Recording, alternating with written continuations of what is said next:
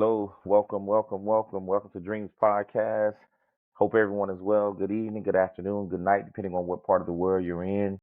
Man, we have a great show for you today. I got my man, the host with the most is my man Scott Cloman. How you doing, my man? Hey, I'm great. I'm great, man. It's Halloween. Ate a little candy. But I'll go burn it off a little bit later when I hit the gym. You know. Absolutely. We got a special guest today for everyone. Mr. Patrick Johnson, how you doing today, Mr. Johnson? How's everything? Oh, not too bad, fellas. No complaints. Out here on the West Coast, it's not snowing. Down here in Southern, it's 80 degrees. Well, about 75 degrees. So, you know, I don't have any complaints. I wish I could say the same. You up there in Hey, Edmonton, boy? They shoot. You bro, got 95 degrees here in Houston today. Oh, Wow. you in I'm in H-Town? Houston. Yeah, I'm in Houston. Oh Yeah, man, I used to live down there off of Westheimer over there by the Galleria. by the Galleria, yeah, So, I'm totally opposite. I'm way out here and on the headed towards San Antonio in Brookshire. So I'm, oh I'm way yeah. out there. Oh Yeah, way yeah. out there, man. Yeah. So but no, man, another host, I'm sorry, another show with my host. Got a special guest in Mr. Johnson. Tonight's show is going to be special, guys. So the biggest thing we want you to do is just understand, as we always talk about dreams. Dream stands for discipline, respect, education, accountability, maturation, and success. I want to thank my beautiful co-host with the shirt on, representing that Dreams podcast. See the All right. background in the back there. You see the dreams if you see it. So man, we're just trying to grow slowly but definitely surely. We want to thank everyone who's showing us support. Um, but today we're going to jump into a conversation with Mr. Johnson. He's going to, kind of give us, everything that got him to this point. So, man, for me, as always, I turn this mic over to Scott Cloman. I know you have something to say, man. So, like I say, I'm excited about what's about to happen and looking forward to what we're about to hear. Yeah, man. I just want to echo what you said. I just want to thank everyone who's put their eyes on Dreams Podcast. I was just looking. We're close to 4,000 subscribers. Man, it's amazing. We've been going at this thing for 4 months now, and so we couldn't do this without you guys' support. So I just want to thank everyone for their support for us. I'm just extremely grateful. So and continue to share, like and subscribe. But like Jackie said, man, we got a special guest here, Mr. Pat Johnson. Um, I met Pat in 2003. We both played for the Washington Redskins at the time, which was now the Washington Commanders. No disrespect to anybody. Uh, Got to and say that so, these days. You got to say yeah, that no, these man. days. Shoot, Yeah, for sure. ain't they got a tribe that's suing to try to get them to change the name back? I think so. I heard something like that, man. It's and yeah, and that's for another story, I guess another Mm. day. All of these franchises that change their names, I guess I don't know, it's always something, man, where they really didn't want it to happen, but you know how that goes, The right? pressure. So the pressure, yeah, we all, a lot of people cave to it, and it is what it is. But but yeah, no, man. One of the things I just want to talk about a couple things uh, that surprised me about Pat. Pat's about 5'10" and a half or so, about one. He was about 180, 185, Oh, 190, about 190. 195, dog. Come on, dog. I Man, was give me my two. weight. Give me my weight, man. Hold Give me my on. weight. Hey, I was 205 when I was in I was, Washington, dog. hey, you know what? Oh, I bro. was, I was about to change my You tune say what? when you. Give me my weight. He said, give me my weight, dog. Really? Really? No, I am 5'10" and a half. I ain't Right? tall. Man, Hey, come on, look, Clone. You hey, gonna do no, me look, like hold that on. in the first 3-4 minutes, man? No, hold on. No, Man. when he came out of college, he was sitting around, Oh yeah, 185 or so. 180. That's what I'm saying. So I was doing a little research, so I got caught up in what I read. Now But about 215. hey, he was a little. Hey, by the time he met me, he had a little signs on him. He had. Right, You know, Man, he was. Clone would be up in there lifting, man. I'm like, nah, bro. But you Yeah. know what? I respect that now, Chloe, because lifting weights it's kept your body in shape. But since I stopped lifting, man, it totally makes a difference. I need to get back in there. Yeah. No, definitely, man. It's definitely, man. it's definitely has done wonders for me and my longevity and what I've been able to continue to do, and along with nutrition and things of that nature. But I'm gonna veer a little bit different from nutrition. I remember what we were at an event one night, and we all went out, and so it's my first time being out with Pat. He probably remember this. And hey Jackie, when I say this dude can go, and I mean, so here's the thing. So we out all night, and I try to hang. I'm hanging with the big dogs. We out all night. We don't even sleep. I go right to the facility. Yep. I'm in there. I'm in the meetings. I'm in there dying. I'm in there dying. Man, this dude coming there. He got his little coffee, whatever. Like it ain't nothing. And I'm looking at he on the field. He running. He on the field. Like, and I'm like, and I'm out there dying. I'm still getting down, but I'm suffering. I'm like, hey, and I'm like, man, I was like, man, how you do this? You gotta learn how to be a pro. He You said, gotta "Listen, learn how to be a pro. You gotta learn how to be a pro, Doc." Let me tell y'all a crazy story. So when I first signed with watching him, none of they didn't start the OTAs or anything like that yet. And I had a little one-on-one workout with Steve Spurrier Jr., who was our receivers coach. And I was, you know how DC is, man. You going to the club. Oh yeah, buddy. Yeah. Getting in the streets, huh? And so so we go through the workout. Bubba says, he said, "You went out last night?" I was like, "Yeah." He said, "Man, you smoking cigarettes or something?" I was like, "Yeah." I was smoking a couple. I said, "Yeah." I said, "Yeah, I smoke a couple of cigarettes." He said, "Well, if you keep catching the ball like that, you can keep smoke all the cigarettes you want." Yeah. Smoke all you want. No, I know, man. Hey, this dude, man. Hey, he'll go out. Won't even phase him. Hey, he won't miss a beat. He won't miss a beat. But the thing is, what surprised me, and I had heard about Pat Johnson a long time ago because I'm from Cali as well, where he went to high school. So I knew he was fast, and I had seen him play, and had heard about him. But what surprised me was how tough you were. Yeah, I never told you that. I never said, but he was physical. Well, no, you would think this guy who was a track guy who would be. I appreciate that, Chloe. Soft. He was physical, and special teams, whatever kickoff, he had no fear. I was like, oh, yeah. A lot of people, they assume, because I relatively started both sports at the same time when I was in a junior in high school. Mm-hmm. And so not knowing that I was even a good athlete, I mean, I knew I was a good athlete. I mean, I could touch the rim, I could dunk, but play football or run track, I had never really done any of that, so both of those things came new to me. But I had a reputation that I was just a track person because I was real fast. Mm-hmm. But I was if I looked at myself in the mirror, I was not 5'10". Yeah. I thought I was 6'10". And being one of the smallest guys on the field, I mean, it's football is a sport where you try to intimidate. Once somebody is out there and they've scared, then it totally affects the play. So I was always you always have to let them know you crazy a little bit. Mm-hmm. Yeah, we all are being out there. Yeah. But I appreciate that, Chloe, because she playing in Baltimore, and I mean, I starting over half the games I played in, I might not have caught a lot of passes, but I was over there blocking, smashing. Yeah. Oh yeah, well and so, but you had to be physical in order to play over there like that. Mm-hmm. Yeah, So I appreciate that, Chloe. No, definitely, man. Definitely with the you guys definitely weren't throwing the ball. Y'all had Jamal Lewis in the back there. He was getting 40 carries a game.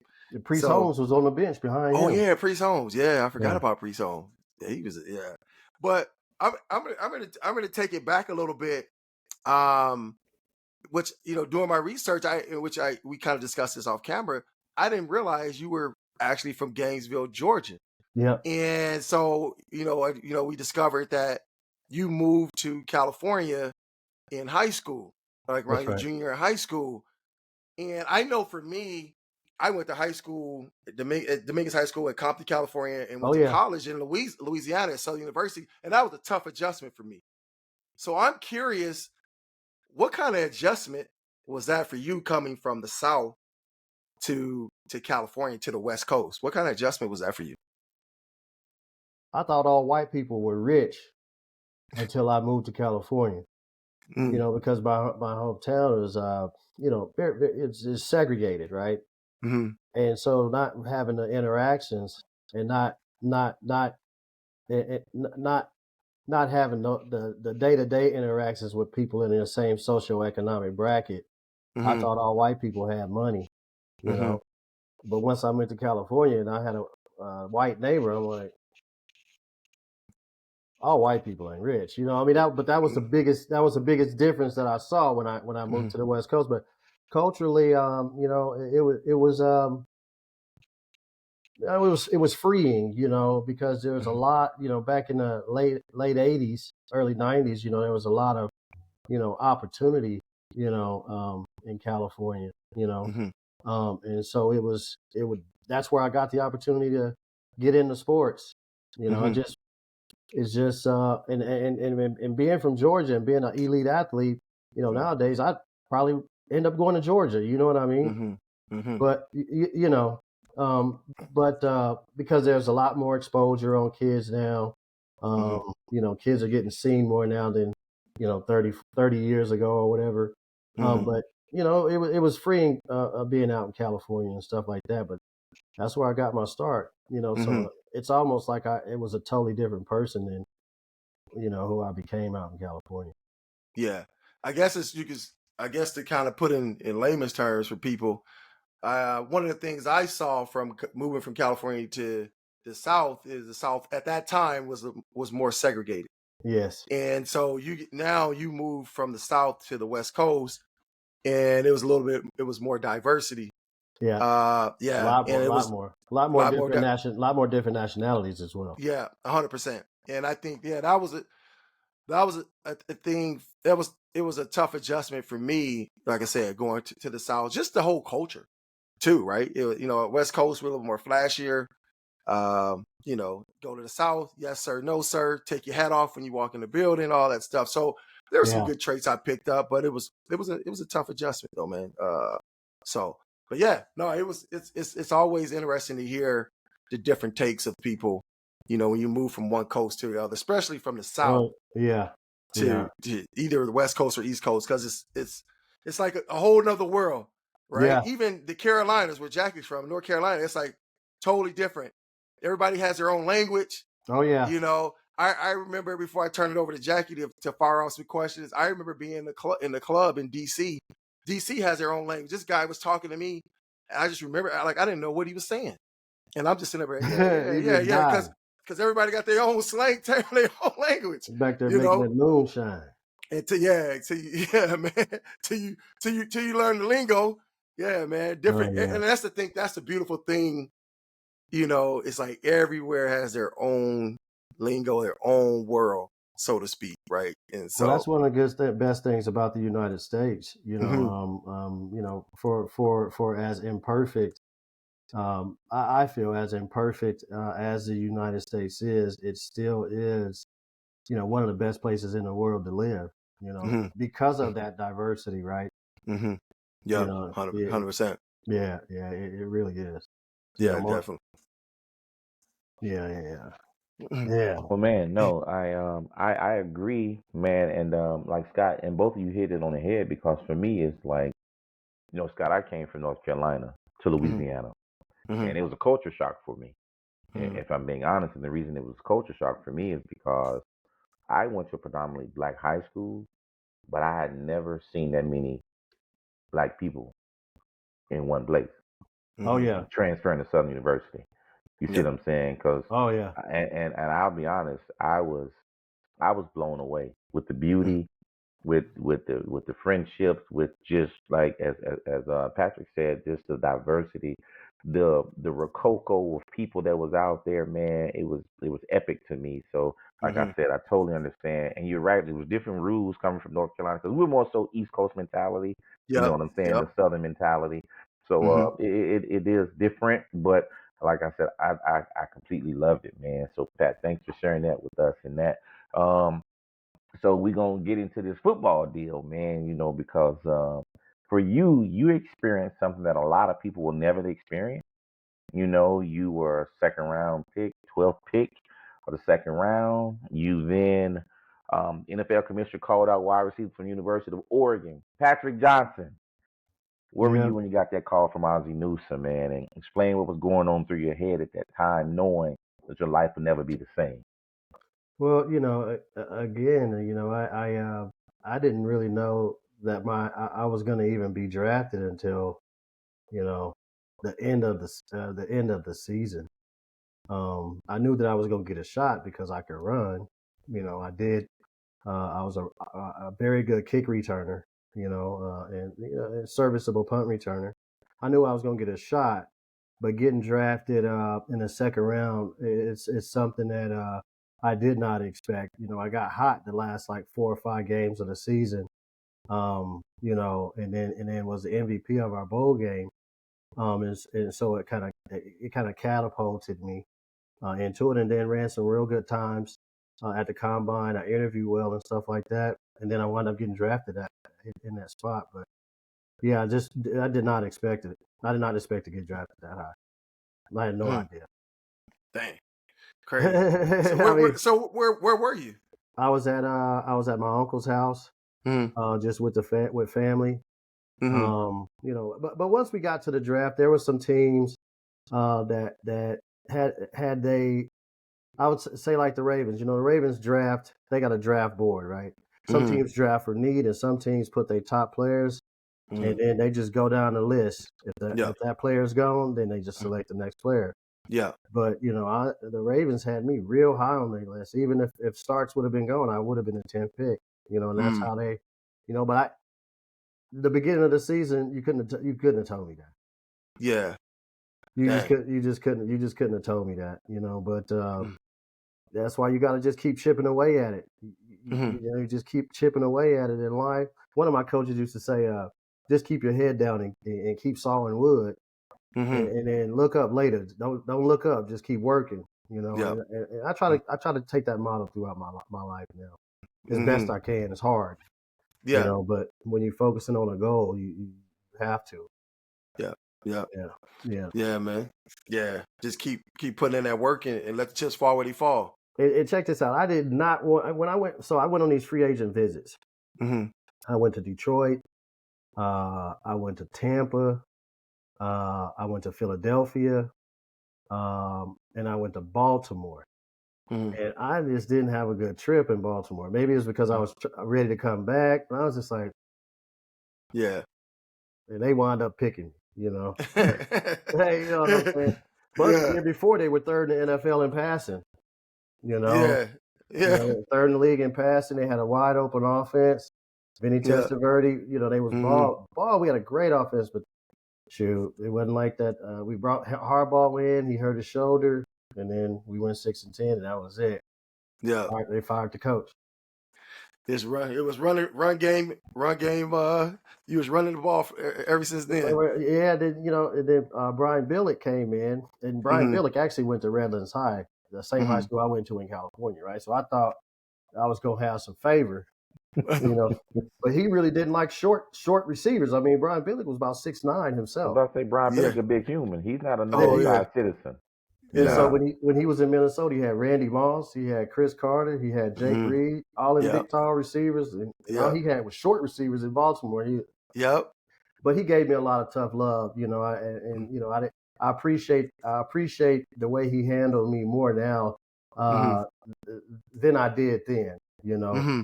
But Yeah. but the way that his ability to prepare, that this guy would have the schedule all the way through the Super Bowl done in the beginning of the season. He was a fair man, and for somebody who was an offensive coordinator of a team that broke the scoring record the year before, for him to be able to adjust, behind having that defense and one of the best special teams units in the league. You know, that was probably an ego check for him, some humility for him. But Yep. it was good. He was a good guy. Good guy. Yeah. No, man. To just dive into my next question, like just going back a few years, you're at Redlands High School. Obviously, like you said, you started playing sports, really playing football your junior year, and so you're just getting your feet wet. And I'm assuming people started recruiting you, obviously, because you could run. Well. Or So when I got to Redlands, I initially was a defensive back. I was a DB. I probably should have played DB. That's why I was so good in special teams. Yeah. So when I got there, I was ruled ineligible because I had transferred. So I had to sit out, and so I sat out my whole junior year, but I practiced every day with the team. I couldn't play. But I'm glad I chose to do that, and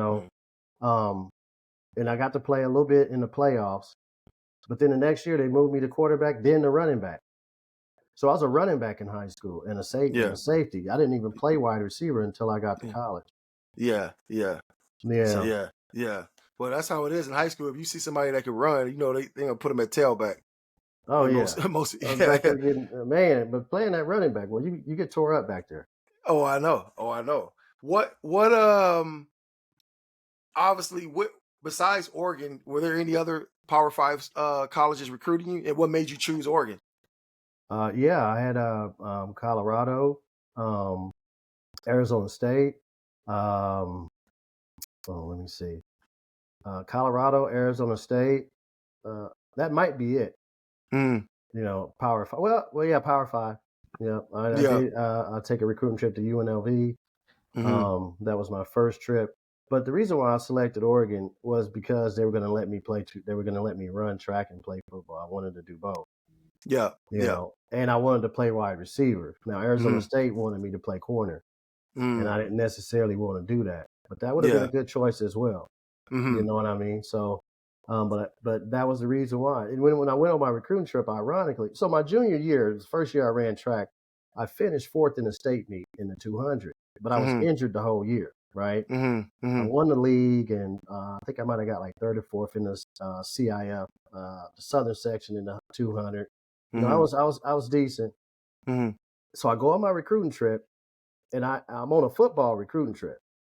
So they take me by the track, and I talk to the track coach, and I'm like, I want to run, and he said, well, we got some guys that are running what you're running right now, this and that. I'm like, well, he was like lukewarm about it. Yeah.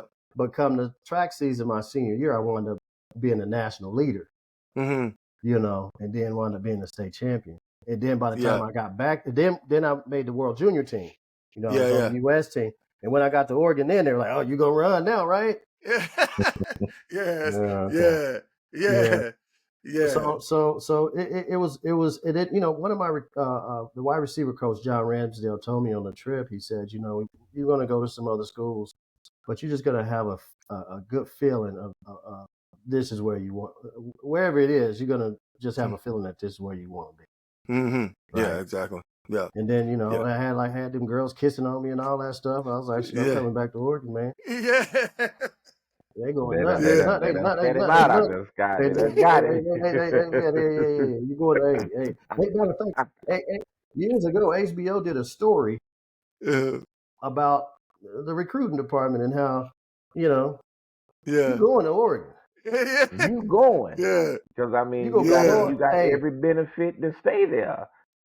I came home with a mustache. I had a mustache when I came home. My mom was like, "Damn, you grown now?" I was like, already. Oh yeah. You didn't grow up. That Oregon is something else. It's something else. It's a great place though. It's a great place to go to school too. It's not it's hard to get in trouble. You know what I'm saying? And it's a nice college town. Yeah. No, that's awesome. With a lot of awesome, money. Man. Yeah, they got Yeah. that cheese too. They The got that cheese is bread Yeah. out there, man. They the got cheese that is bread. That's the what I'm cheese the saying. cheese is plentiful out there. Hey, man, Phil ain't he don't hold nothing back from those guys, bro. So yeah, I totally understand that, man. And it's crazy because I didn't know anything about Oregon, Scott, until Mm-hmm. my senior year. Mm-hmm. You know what I'm saying? Because to me, everything was depending on what part of the state you were in, they Yeah. only showed those teams. You see what I'm Mm-hmm. saying? So we were more so ACC, Yeah. from being from North Carolina. So I didn't Yeah. like even, SEC, Big 12, Big 10. You get some of that for Mm-hmm. basketball, but for football, we really didn't see that. So that's pretty Mm-hmm. cool, man. And congratulations on that, Pat. Yeah. Um, so moving on, man, you played 8 seasons in the NFL. Now you hit the pinnacle, in 2000 with the Super Bowl. Yes. You get to win a Super Bowl, man. That team has some great players. You got Ray Lewis, you got Oh Shannon yeah. Sharp, you got Rod Woodson, Oh yeah. just to name a few. Were you able to pick up some of the key habits that helped you throughout the rest of your football career from those guys that you were around? Yeah, I was actually talking to Scott about that. Despite not statistically having the numbers that I would have liked to have over a career span, and I've seen that affected my ability to sign a long-term deal, right? Um, it it I'm glad that I was on that team because there were a lot of great football players, a lot of talented players, so a lot of Hall of Fame players. So Mm-hmm. you had a great locker room. I mean, I sat next to Shannon Sharp for 2 years, right Mm-hmm. next to him in meetings, right? And Mm-hmm. so if you can imagine what kind of effect that would have on a young player, I mean, he was teaching me how to read the defenses based on the front, Mm-hmm. whether if it's an over or under front, where the line Mm-hmm. is sliding and stuff like that. I mean, he taught me so much, and then just to see it now. I mean, he just gave me all his love. You know what I mean? And you know, man, I just can't believe it was just a lot of a lot of great players, man. A Mm-hmm. lot of good people. Yeah. And, Mm-hmm. and so that's why I'm happy that I had it. I mean, you just look at Jermaine Lewis, right? Mm-hmm. Jermaine Lewis arguably was the best return man in the early 2000s. He was Mm-hmm. so good that I knew why I wasn't doing it. Mm-hmm. I knew why I was second string. I knew why I was behind him because, Chloe, it's very humbling. You can be Mm-hmm. very talented, but you'll see guys that are just as talented as you, but talented in different ways, right? Mm-hmm. Yeah. I mean, you'll see a cornerback that's just his arms is long, and he just blessed to have long arms. Mm-hmm. You see what I'm saying? I mean, there's just so much of that. It's very humbling, and it's just sometimes you have to check yourself. A lot of Mm-hmm. the stuff is mental. Mm-hmm. You got a lot of guys that can't even like the training camp. Training camps used to be so hard because it cracks you mentally. I mean, it's physically draining, but the Mm-hmm. pressure of having to perform in those practices on a day-to-day basis. I mean, it's because you might get cut that night. Mm-hmm. You know what I mean? And so Mm-hmm. Yeah. it's a lot of pressure, and then you see Mm-hmm. a lot of turnover too. Mm-hmm. There's a lot of times, a lot of pro athletes have some of the weakest psyches because um, it's you're always under threat Mm-hmm. of losing what you worked your whole life for. Just Mm-hmm. having a bad performance. Mm-hmm. You Yeah, know, man. I mean, Yeah. just Chloe came in, and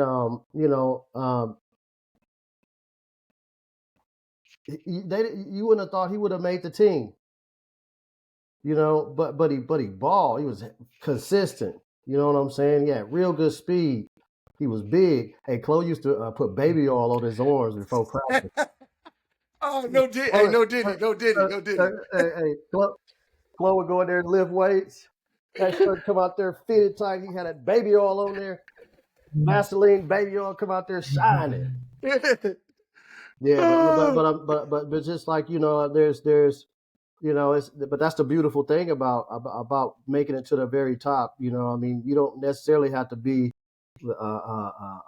all American person Mm, like a Pat Johnson. mm, Chloe was there. You know what mm-hmm, I'm saying? And shoot, sometimes they love Chloe. mm, yeah, And he had real good.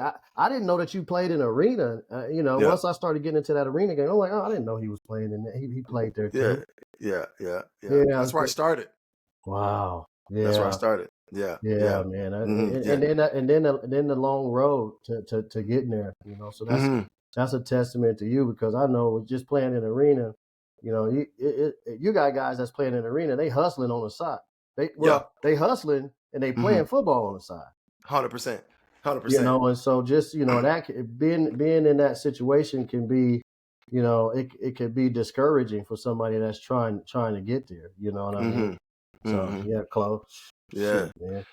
yeah, yeah. No, it's I mean, just to chime in a little bit. I mean, we're focusing on you, but just we brought that up, and I like I said, I started off in arena football, and I just wanted to play football.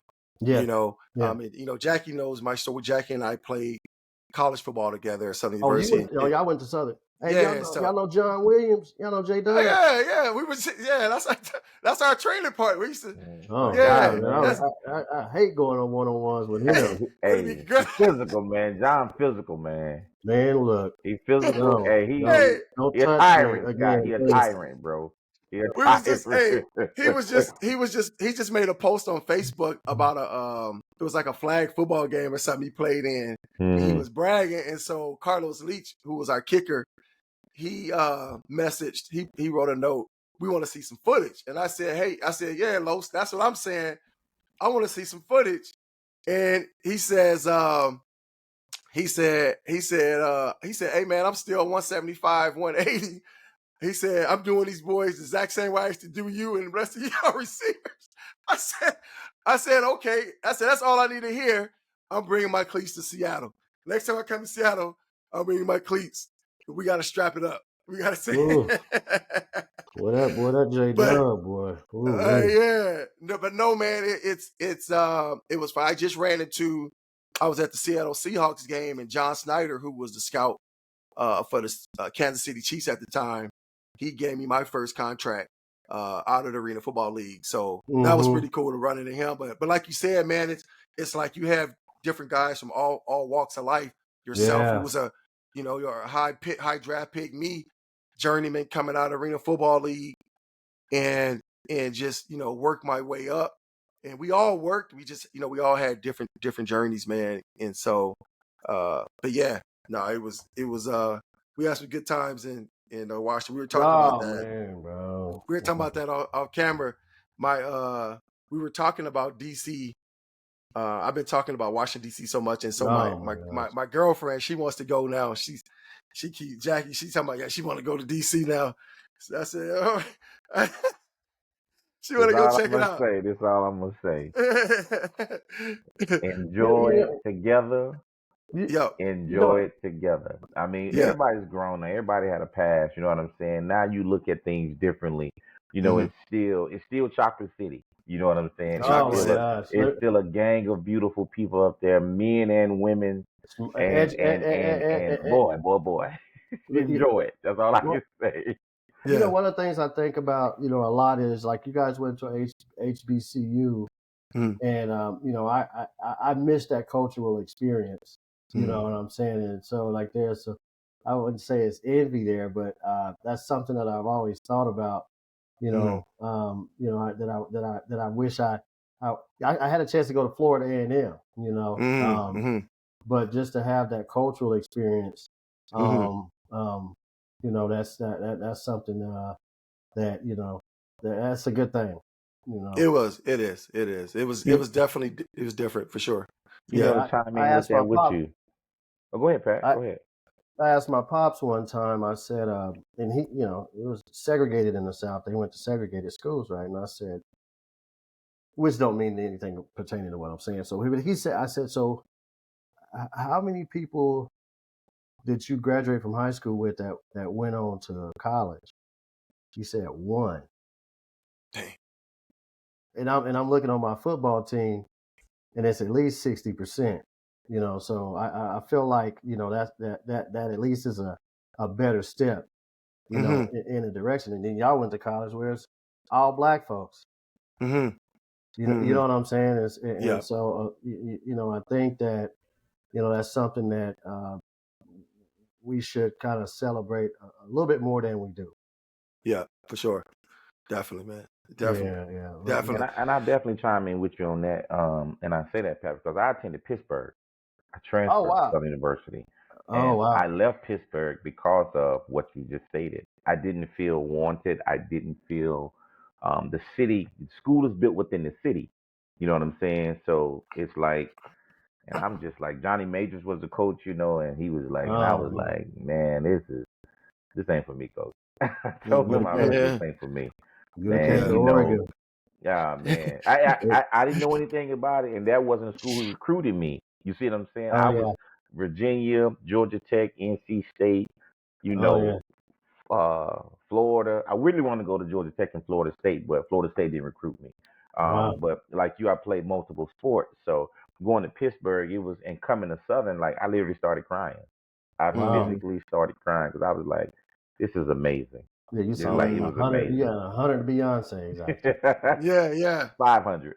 Yeah. Oh. Yeah. Yeah. It was. Yeah. Southern's one of the biggest black uh uh HBCUs or black colleges, or however we want to put it. But it's yeah, man. I mean, we were there. It was 20-1 female to male Jesus. ratio, and Wow. it was Wow. we had a good time. You know, we got to explore our options and really enjoy ourselves. So you know, It was time free well love. It was spent. free love, and it was free love up there in Oregon. I mean, Oh, I can imagine. that's Oh, just I can like the Oh, imagine. last that's hippie. People that's a people hippie spot. Yeah, it's a Yeah, hippie Oh yeah, spot. yeah. People have a different frame of mind. People are a The lot more euphoria up there, man. up. A lot of people are just open minded. You know, yeah. and you know what I'm glad I did go to Oregon because I was exposed to, you know, LGBT before it was even called that. You Mm-hmm. know, and Mm-hmm. so I had just been around it. You know, I didn't. It never. You know, it never occurred to me that, you know, that there was, you know, it was discriminatory practices based on that. You Mm-hmm. know, I just, Mm-hmm. you know, so anyways, but Yeah. I was used to it, so it was nothing. There were Mm-hmm. no, you know, Yeah. yeah. So I'm glad I went to school because up there because I learned to have an open mind and just be open to, you know, you know, different things, different perspectives. Yeah. You know, but you know they love chocolate. Yeah. Oh Yeah. yeah. No, I know. Yeah, that Pacific Northwest, the whole Oh, Pacific Northwest. I yeah, already know. Yeah, yeah. yeah, no, for sure, man. Yeah. But getting getting back on track, man, is something I didn't realize till I started doing a little bit of research. Where you were inducted in 2014, you were inducted into the University of Oregon Sports Hall of Fame in football and track, which Yeah. is that's amazing, man. I started looking at some of your your track numbers. They had you at 10-2, 220 point.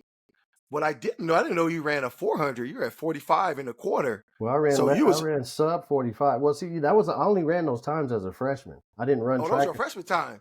I didn't run anymore after the so 94 I represented the US. Mm-hmm. 95 I won the conference in the 400, Mm-hmm. and then, you know, I had good times in the 100, Mm-hmm. but that wasn't my best event. Mm-hmm.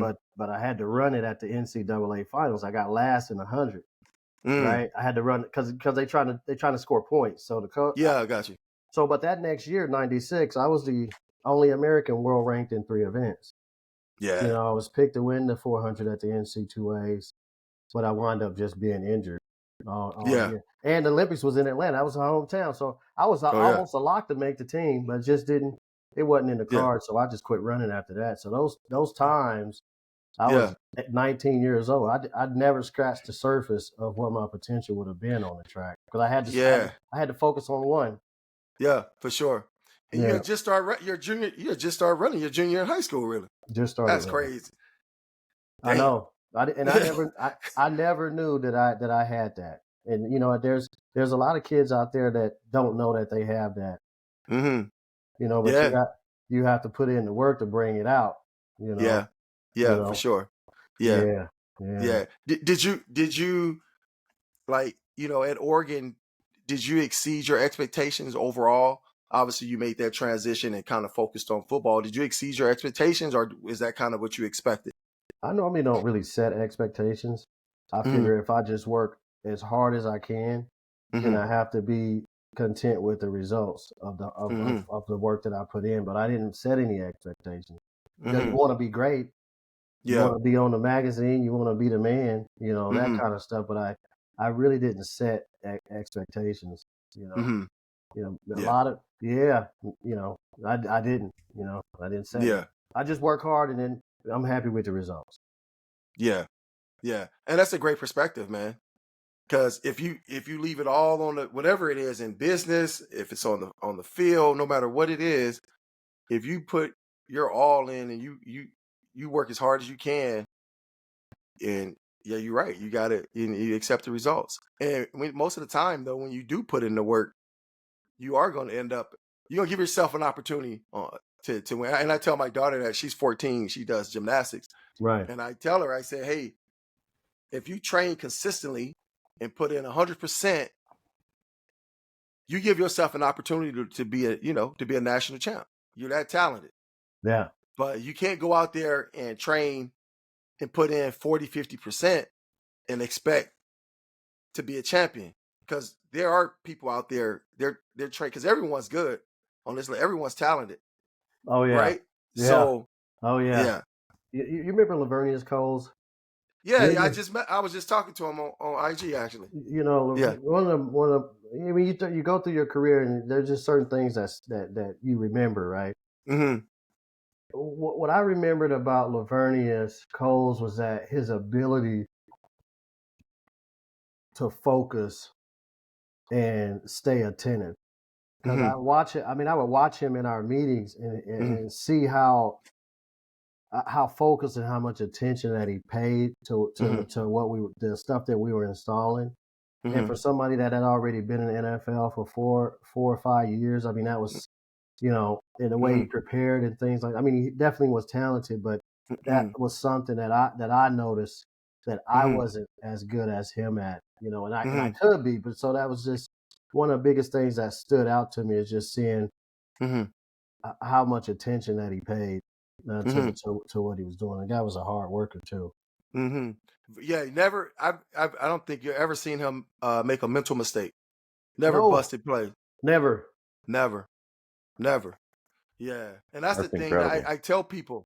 Yeah, I tell people that all the time, man. People think they think athletes just a jock, and I tell people, I say, you have to be extremely smart. If I take some of you people in well, both you guys play professional football, you can test to this. I tell people, they give you the the new playbook on Monday.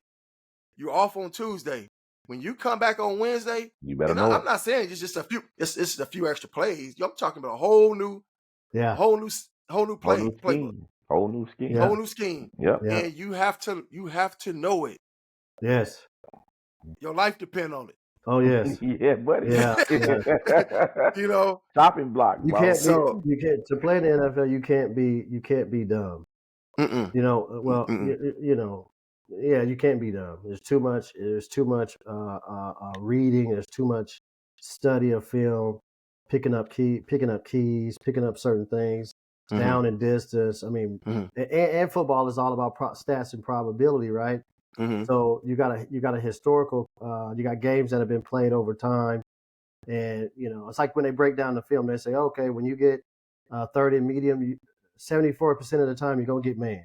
83% of the time you're gonna get this.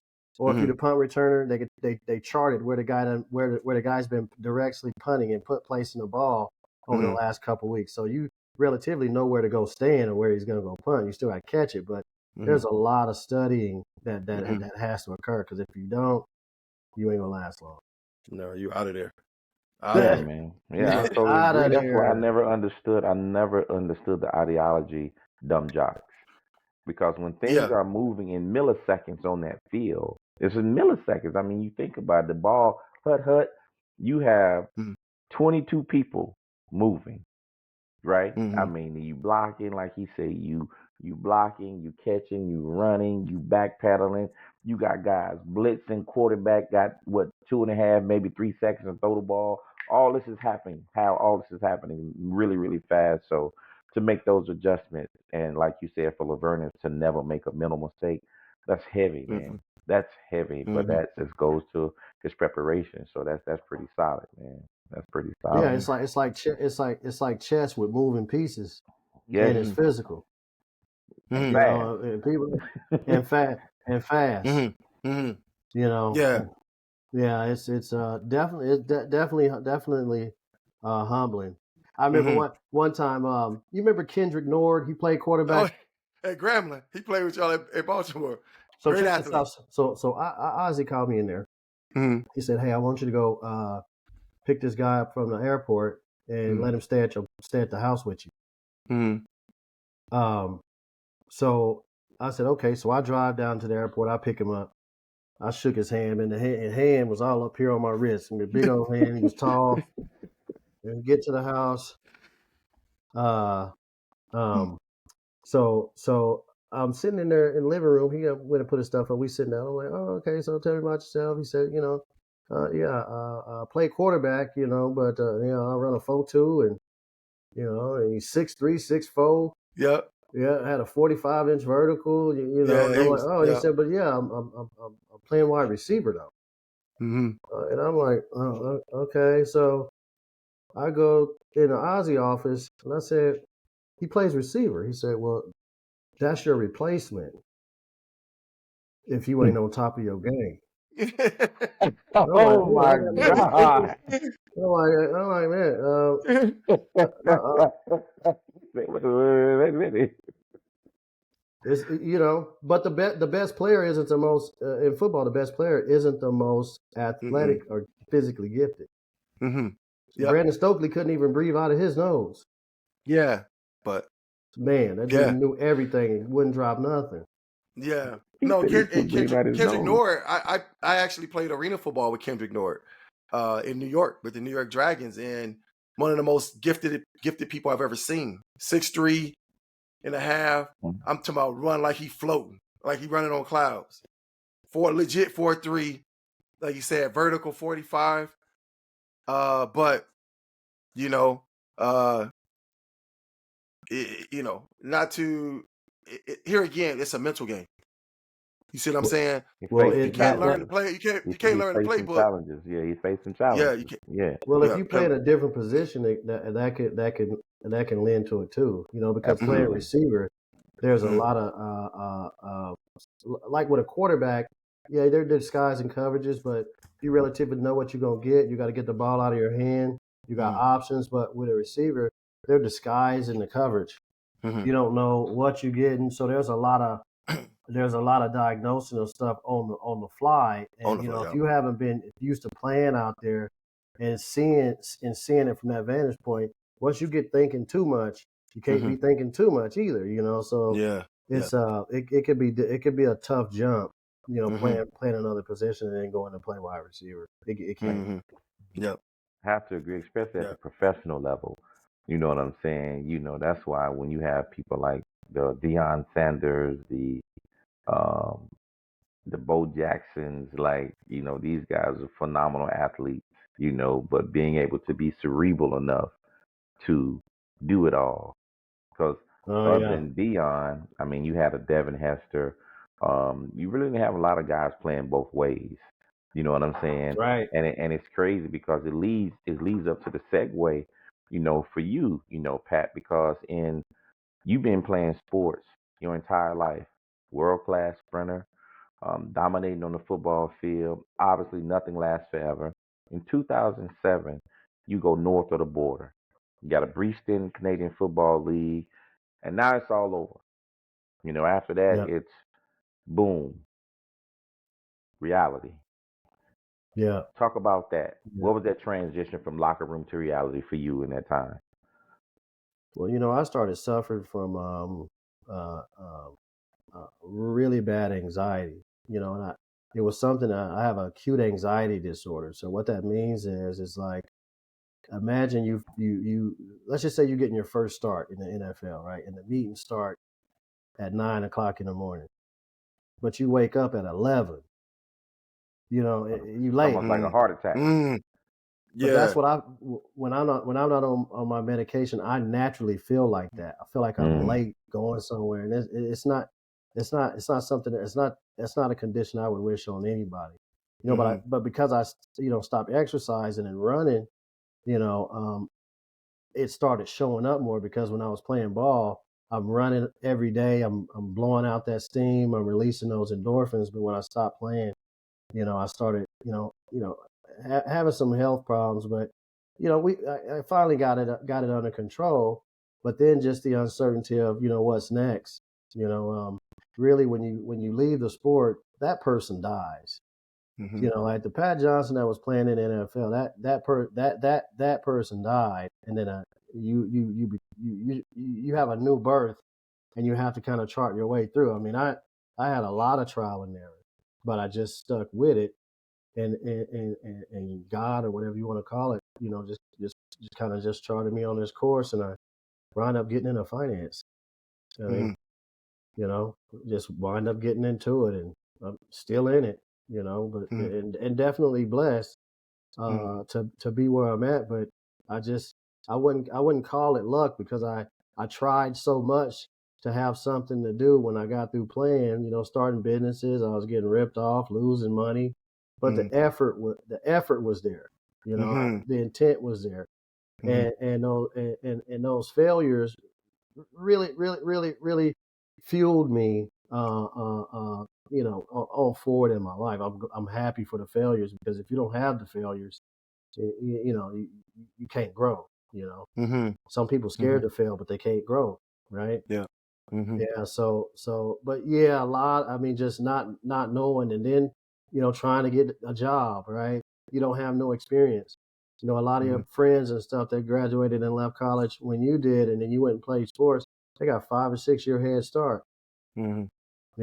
Not having the experience. So you go from, playing in the NFL and doing that stuff to not having any job experience.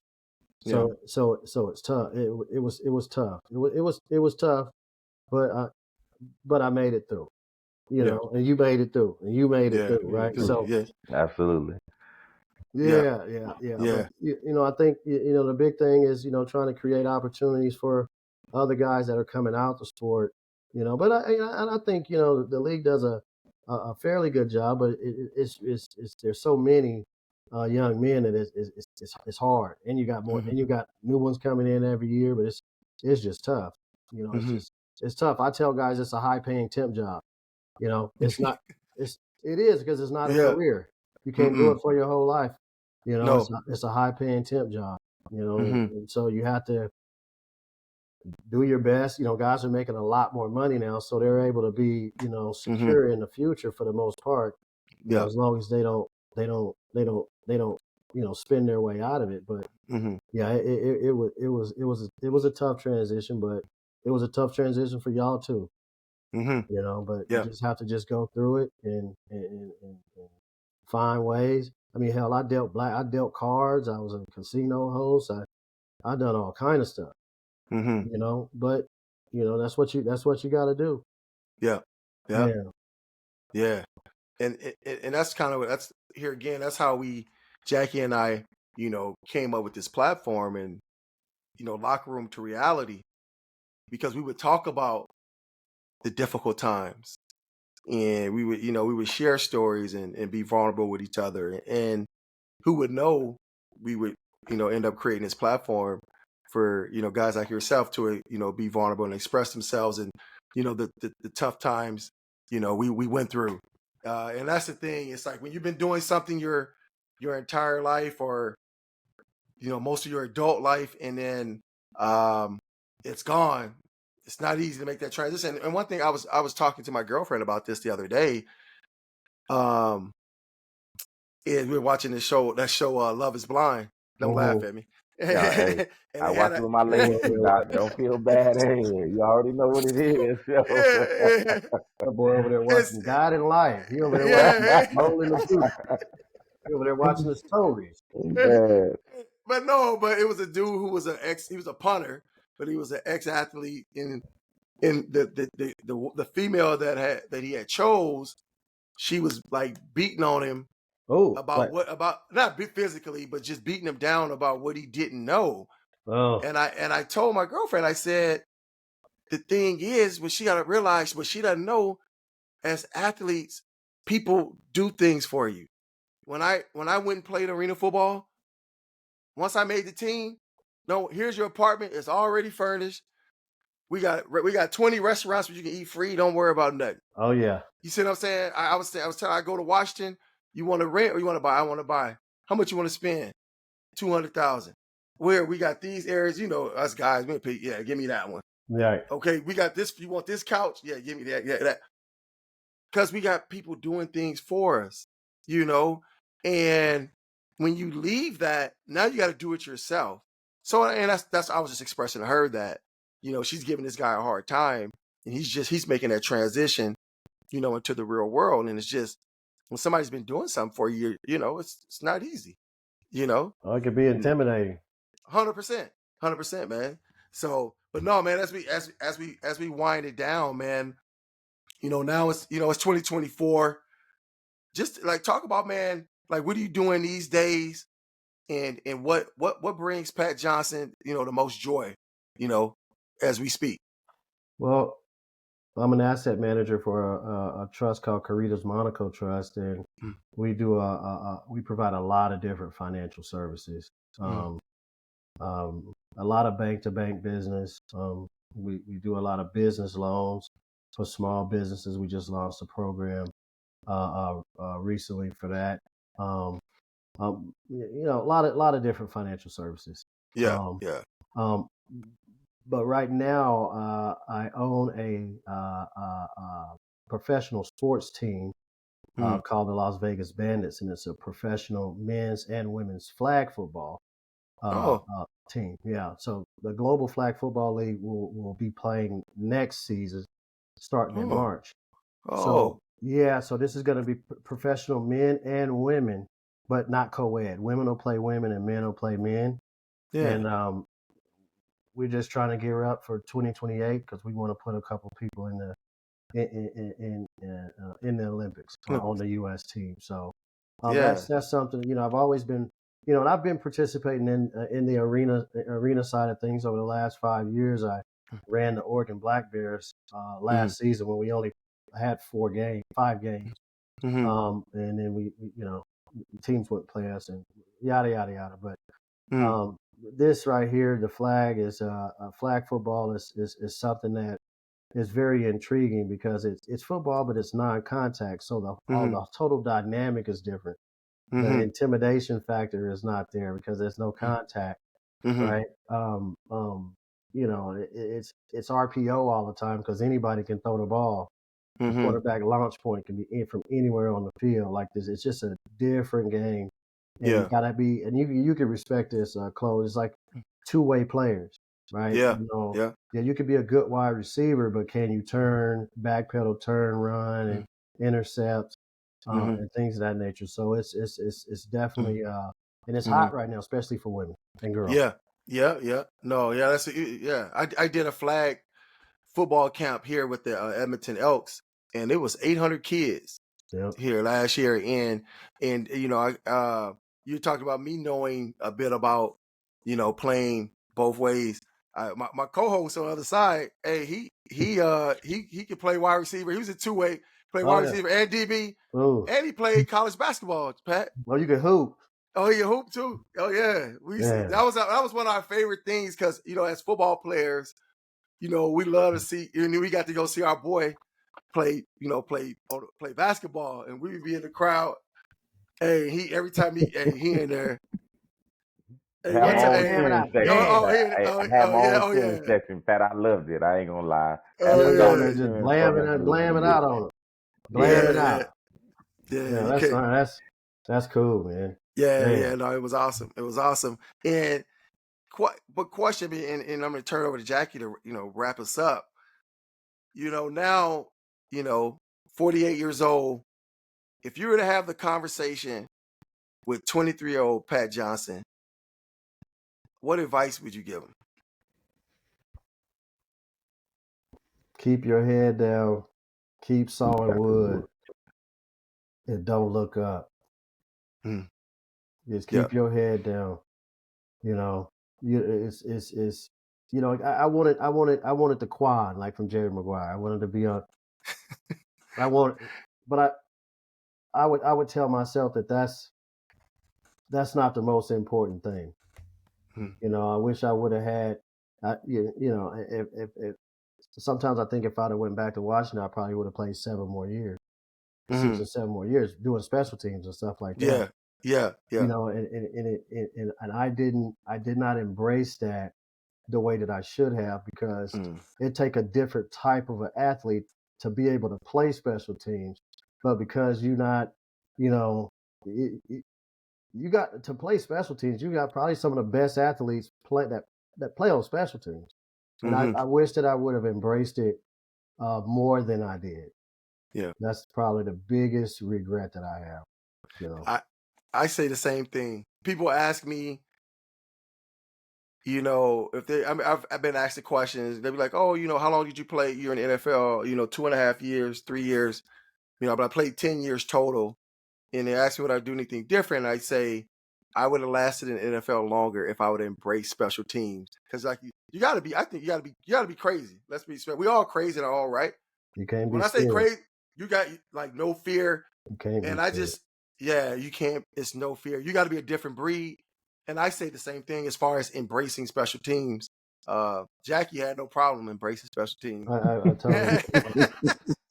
So, but and I was good at it. You were, Pat. You were great. That's here again. That's what I said. That's the thing that surprised me, because I knew you could run, and I'm thinking you just track guy. No, and then I see him run down on kickoff, muffing it up. Put that Roscoe on. Yeah, Hey, I'll tell you this story. One time we was playing the Dallas Cowboys, and we had a safety named Anton Lott. I think Lott went to Tennessee. Number 34. Number 34. Yep. And he was the 4 and I was the 5. But sometimes the 4 and the 5, depending on where you're kicking the ball, the 4 will switch. Yeah, switch. And the 4, and the 5. Man, the Dallas Cowboys used to have an offensive line for the wedge. They kicked it to the near side of the field, so I got to pull out. I got to pull off, and he had to hit that wedge. Man, they decapitated. I was like, oh, man.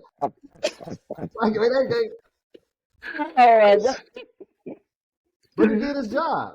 That killed him. Oh, man. They still can't find a lot right now. A lot somewhere walking around the state of parking lot in Dallas somewhere. He was. I saw him actually. He was at the reunion at the Washington Commanders reunion. I mean, before I let you wrap it up, Jack, I gotta just tell this quick story. This is 2002. I'm with the 49ers. I just came from NFL Europe. I come in the training camp. I'm balling. I'm playing well. First preseason game, we in Osaka, Japan.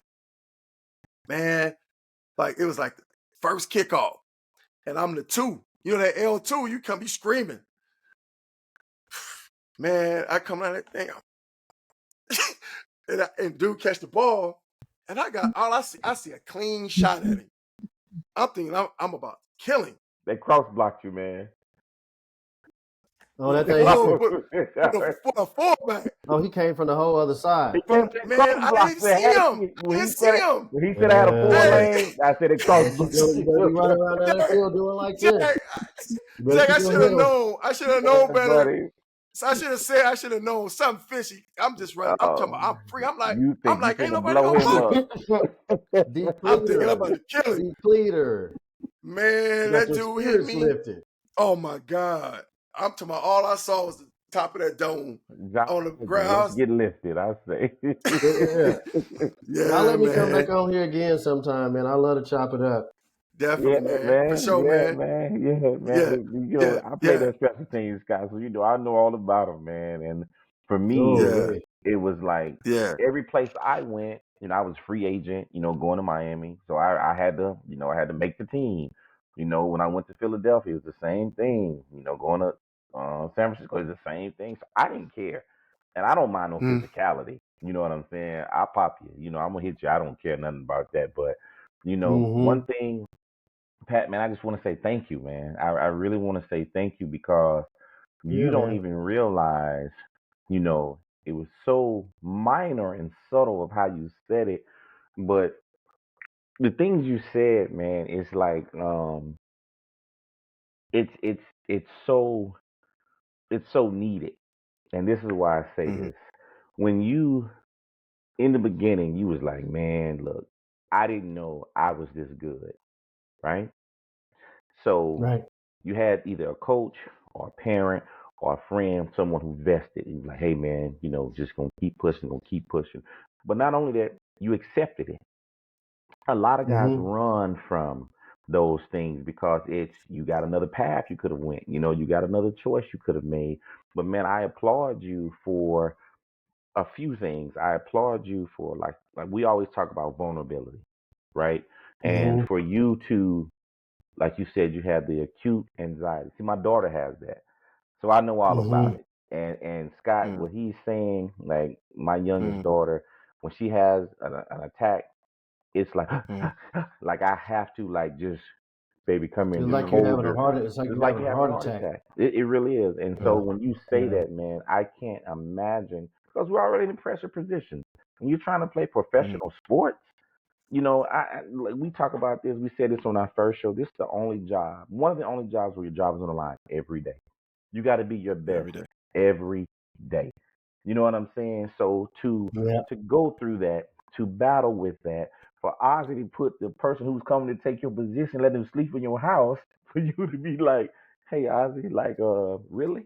You know what I'm saying? Yeah. But on a serious note, man, to accomplish the things that you accomplished and to start at the time you started. Think about that. Yeah. You Yeah. Yeah. know, Crazy. I mean, think about you, junior in high school, start Yeah. playing football, start running track. In 2.5, 3 years, boom, you're in Oregon breaking records. Next thing you know, you at the house with your family. NFL draft, 12th pick of the second round. Like you said, If man, you I didn't ask, know it was gonna happen. yeah, my hometown in Gainesville, Georgia, 90% of all, black males between the age of 18 and 40 years old are on some form of paper, or they incarcerated. So the fact that, I was able to, and Gainesville is a beautiful place to live. I mean, it's much better now as far as opportunities and things like that. But, I would, people a lot of trapping, Mm-hmm. going on the Mm, 95. Could have been a yeah. statistic. Mm-hmm. I more than likely would have been a statistic. I Yeah, got Mm-hmm. cousins in the family, no longer with us. They were statistics. My next door neighbors, he was a statistic. I mean, and so I'm thankful. I'm definitely Mm-hmm. absolutely, thankful. But now it's absolutely, about try to pay that forward with other kids. Yeah. absolutely. Anything y'all doing with kids and trying to help and do that, y'all. Coach, shoot me the number, man. But y'all let me come back Yeah. on here so we can shoot the breeze. Yeah. Absolutely, man. Definitely, man. Absolutely. Definitely. I've Definitely. had an absolute blast, man. I thank you for sharing your vulnerability. I thank you for sharing your journey. But most so, I thank you for showing, who you are as a man and as a person. And that's the biggest I thing, man. appreciate it. Because yeah, Yeah. because everyone has a journey. One of the things that me and Scott really harp up on is be who you are. And it's crazy Yep. because the story you gave all off the record, I won't tell that story about what happened in D.C., the all nighter, but it's Oh yeah. things like that, learning how to be a professional, knowing, hey, I have to get this done to get to this point. I got to be able to do this to take care of my family. So, man, I applaud you in never giving up. But also, even once you knew or had an inkling of, man, I might not be playing for, hey, man, you went into the business. Like you said, whether you pass, whether it was successful, whether you fail, it didn't matter. You never quit. You see what I'm saying? Right. And You those are can't. testaments of winners, man. Those are testaments of champions, man. So just like you being on that Ravens team, you being around those guys, you being around the Shannon Sharps, the Ray Lewises, all the guys that were there, like whether we know it or not, the influence that they have on us, just think about that, because that no quit attitude, that like, man, I don't have time to, I can't make excuses, I got to get this done. Now you've made a pretty much career now in the financial sector, where you're not only changing your life, you're helping other people save their money and change their lives, man. And that's huge when you Yeah. speak about the financial literacy in the African American community. So for me to Absolutely. you, man, I just applaud you. I thank you for coming on. And man, it was an absolute pleasure having you on here. And Scott, I'll give you some time to say some words, brother. Hey, we're gonna wrap it up, man. Hey, another episode of Dreams Podcast. Again, discipline, respect, education, accountability, maturation, success, which my man Pat Johnson here stands for every single one of those things. He shows up. I think the biggest thing I take from this is keep chopping wood. Put your head down, keep chopping wood. And that's one of the things I always say I love. One of the reasons why I really love doing this is because I get to take something from each guest. We learn from each other, and we get to help other people. Somebody will see this and it'll help them. I'm sure there's many people with these, different types of anxiety disorders, and so Right. they'll say, hey, if he accomplished, he was a second round pick, played in the NFL, and now what he's doing now, if he was able to overcome that, I can do it. And so, it doesn't surprise me, because you were, like I said, the thing that surprised me when we played together is you were a dog. No quit, DOG. That just dog a in. dog. It's a dog. It's a dog, and it Yeah. still holds true today, Yeah. right? So it still holds true today, man. So thank you, man. Thank you, and that's a wrap. That's a wrap, man. And you guys have a great night. All right, Absolutely. close. Shoot me the Yeah. number, man. I'll Oh, be I in will. touch. All right, guys. All right, brother. Yeah. All right.